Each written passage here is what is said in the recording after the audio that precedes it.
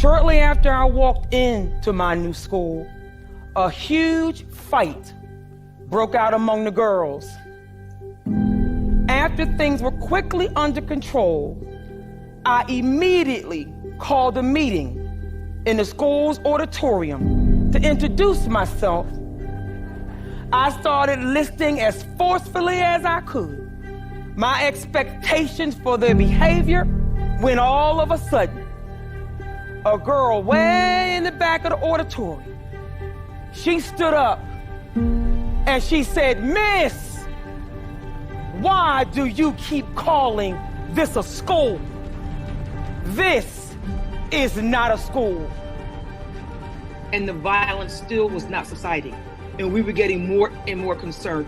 Each day it gets scarier. Somebody that thought it was cute just started on fire. To the one day the kid said, "Give me a bullet in your head." Just said to me was that I have a bullet with your name on it. I know guns are really accessible in this neighborhood, so I don't think that it's unreasonable that he can get his hand on a gun and shoot me. That was the first time that I woke up and said, "Linda, I don't know what you've done here, because your kids are going to be without a mother." And that scared me to death. Now, I really wasn't keen on non-violent assembly programs for a violent school. They came in, they showed a film. I don't know where they got this film from, but it was a true reenactment of the Columbine school shooting. So I'm sitting there along with my staff, and we're absolutely horrified and scared to death when I heard this outburst of laughter, and I was shocked. And I said, "You gotta talk to me about why you're laughing at something so horrific." And one of the girls, in a sweet voice, she said, "Miss Wayman, do you really think that was something?" She said, "We see that every night on our block. That's nothing compared to what we see." I understood. I understood why there was so much violence, because the kids were in a deep state of despair. They were so traumatized by their own lives, they could not even feel for others. I knew the only way to turn this school around was to love those children for who they were. You look great this morning, young people. I love to see you smiling. I love to see you happy. I want you to be happy today, tomorrow, and forever. And remember, young people, if nobody didn't tell you they loved you today, you remember I do, and I always will. But people would say to me, "How could you love children like that? Look at them." I had one particular student released from a juvenile facility that was assigned to my school my first year at Strawberry Mansion High School. He was so violent.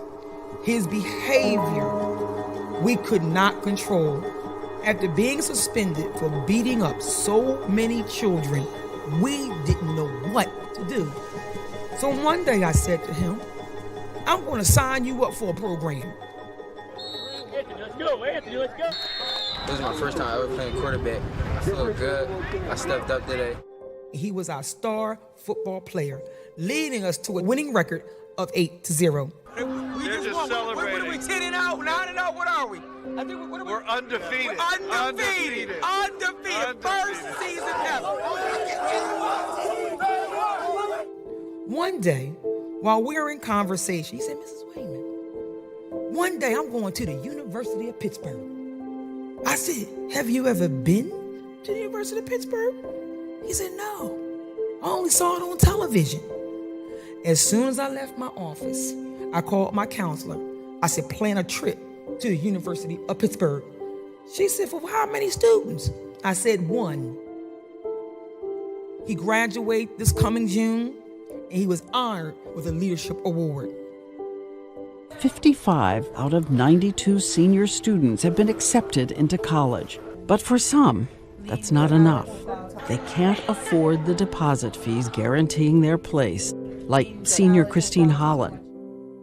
If I had the $550 to go to Philadelphia University, I would go. You know, I love you. I might not be able to get him into Harvard, but I can give him some hope. And God, don't underestimate the power of hope, because when children have hope, they can succeed. 4 years later, she was given a full scholarship by Philadelphia University. And so Wayman whispers once again what she used to say to all the kids. And remember, if nobody told you they loved you today, no, I do. And I always will. I love you too.